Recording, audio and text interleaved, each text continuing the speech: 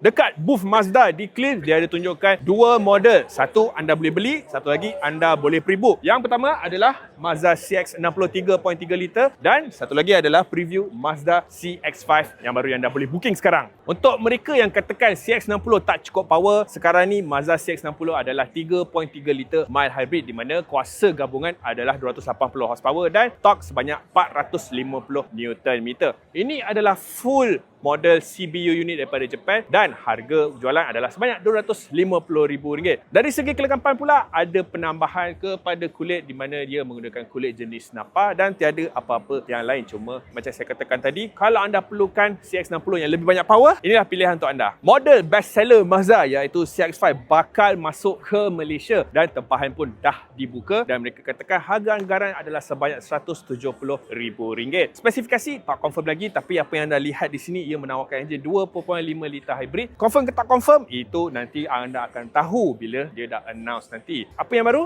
Well, ini adalah CX-5 yang betul-betul memang completely baru. Ia lebih panjang kalau dibandingkan dengan model yang sebelum ini. Dan untuk bahagian dalam, sekarang dah menjadi sistem touchscreen. Sebenarnya itu agak menyedihkan sebab saya sendiri pengguna Mazda dan saya suka sangat Mazda punya sistem yang dia punya tombol tu. Jadi inilah dia Mazda CX-5. Kalau anda nak, anda boleh tempah sekarang.